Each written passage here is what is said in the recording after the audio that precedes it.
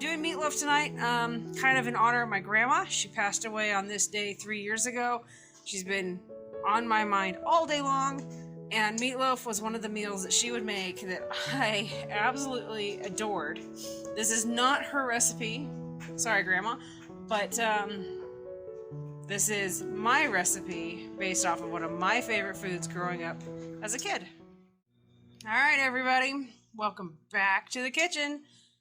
So tonight, I'm going to be making a meatloaf version. I make a bunch of different versions of meatloaf. I'm constantly changing, adding, tweaking, you name it.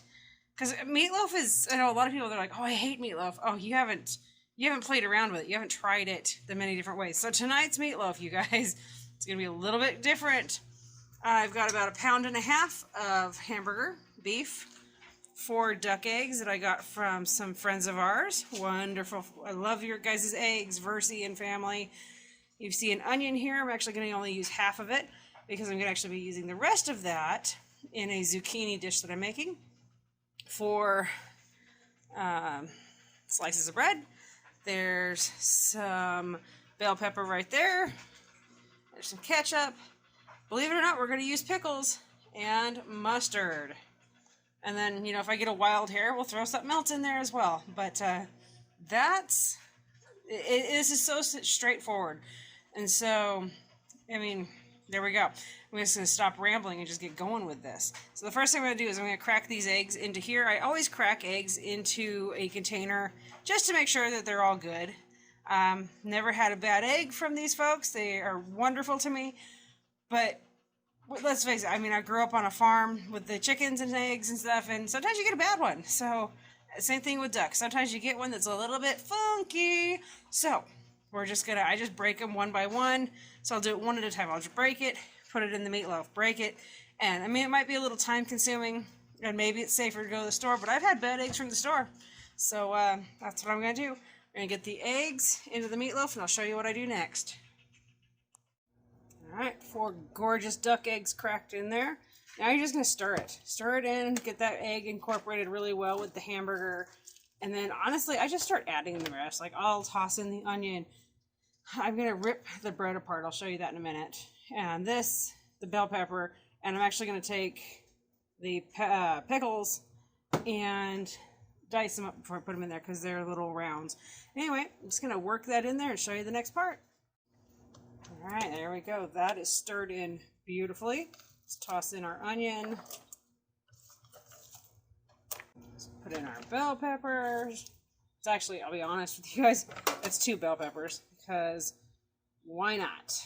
And you're just going to stir it all in. You're just going to incorporate it in there.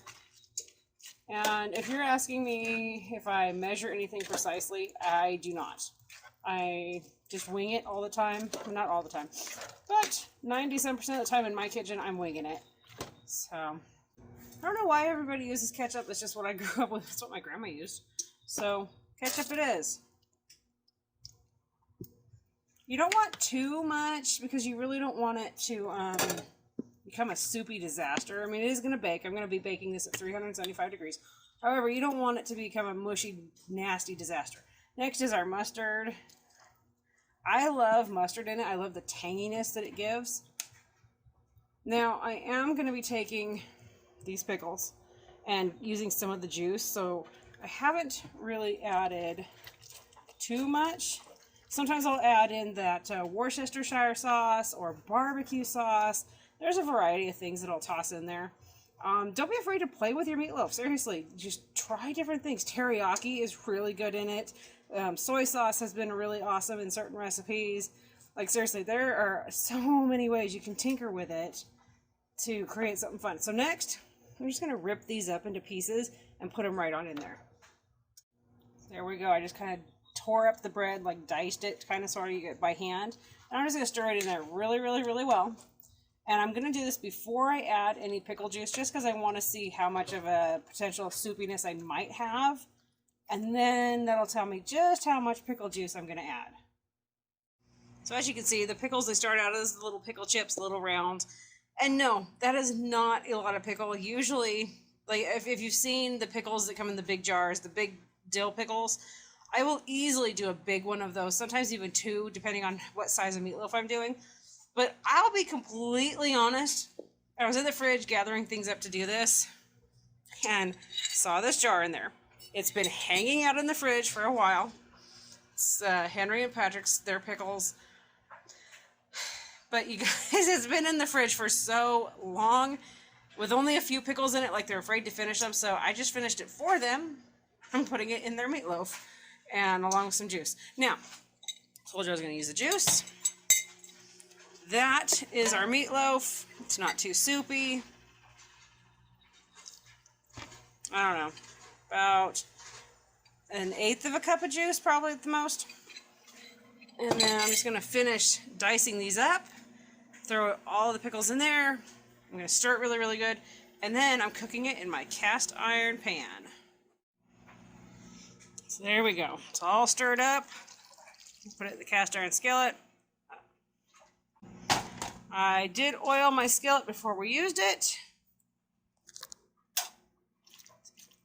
Just going to tamp it down.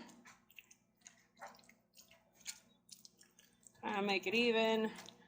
And then I'm going to put some foil over the top of this and bake away 375 for approximately 1 hour.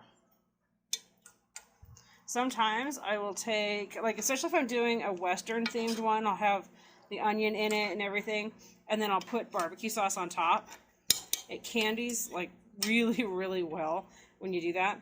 So anyway, you've got different options. You could add more seasoning to the top. You can add your ketchup, your mustard, barbecue, whatever you want, or just leave it as is. And but there you go. I mean, simple, right? How easy is that? And for those of you that don't like meatloaf, I'm telling you, you just haven't tried it in different ways. So this is my twist on my grandma's meatloaf that I grew up with. I'm telling you, she made, I loved meatloaf night. I don't know, the flavor, I don't know, something about, I just love meatloaf night. But, so thinking about her, and went ahead and made meatloaf for dinner tonight. That's kind of fancy, huh? And I'm just going to get this in the oven for tonight's dinner, get everybody fed, and I need to make the sides. It's kind of tradition when you have meatloaf, put mashed potatoes on the side. Do you guys have a different tradition? Like, there's certain meals that it's just kind of like they go together, or they were always served together. So when she would do meatloaf, we would have mashed potatoes.